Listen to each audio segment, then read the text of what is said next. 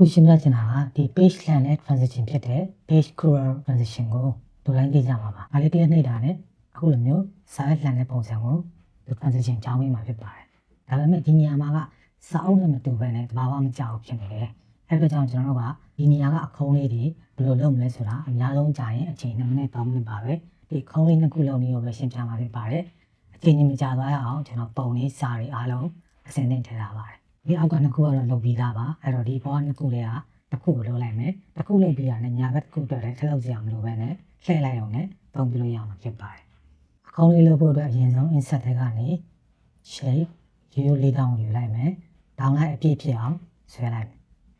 အတိအကျဖြစ်ဖို့ဆိုရင်တော့အမြင့်က 7.5 inches ကပုံမှန်ဖြစ်ပါတယ်အကျယ်ကိုတော့တစ်လက်မခွဲဒါမှမဟုတ်ရင်နှစ်လက်မလည်းထားလို့ရပါတယ်ကျွန်တော်ကတော့တစ်လက်မခွဲလောက်ပဲထားလိုက်မယ်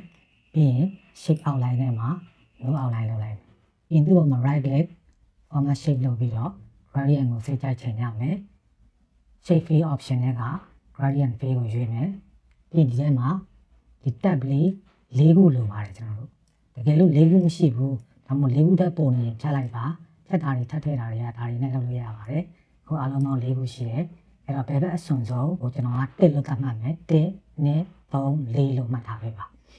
အဲ့တော့ဘယ်ဘက်အစွန်ဆုံး1ရယ်2ရယ်4ရယ်ကိုကျွန်တော်တို့ကအမဲရောင်သတ်မှတ်ရပါမယ်အမဲရောင်နံပါတ်4ကိုလည်း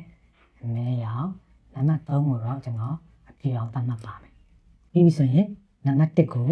သူ့ရဲ့သက်ဆိုင်ရာ gradient တန်ဖိုးတွေဖြည့်ပါမယ် transparency မှာ100ထားမယ် position က0ဆိုရပြီနံပါတ်2ကို click နှိပ်လိုက်ပါ transparency မှာ88ထားမယ် position မှာ56ထားမယ်ပြီးရင်နံပါတ်3ကို click နှိပ်လိုက်ပါ transparency မှာ69ထားမယ် position မှာ80ထားမယ်ပြီးရင်နံပါတ်4ကို click နှိပ်လိုက်ပါ transparency မှာ60ထားမယ် position မှာ100ထားမယ်အဲဒါရင်ဒီ tab လေးကိုချိန်တာပြီးပါပြီပြီးရင် type က linear ဒီကြောင်ဖြစ်နေရပါမယ်ပြီးရင် direction နဲ့မှာဒုတိယဟာဖြစ်တဲ့ linear right ကိုရွေးရပါမယ်ဒါဆိုရင်စားပုံစံခုံးလေးရပြီဒါကိုအလဲတဲကြအောင်နေရာချဖို့လိုပါတယ်တေးကြခြင်းတော့ view လေးက guide ကိုဖွင့်လိုက်ပါဒါဆိုရင်အလဲမြင်းလေးပေါ်လာမယ်အဲ့အလဲမြင်းလေးကိုအတိအကျသွားရွှေ့ထားလိုက်ပါဒီဘက်ညာဘက်တစ်ခုနဲ့သူ့ကို copy ကူးမယ် control V နဲ့ paste လုပ်လိုက်မယ်ပြီးရင်ဒီဘက်ကိုအချမ်းမြင့်ရွှေ့ထားလိုက်ပြီးရင် shape format ထဲက rotate မှာ flip horizontal လို့ရွေးလိုက်မယ်ပြီးရင်အလဲစင်တာကျအောင်နေရာချလိုက်မယ်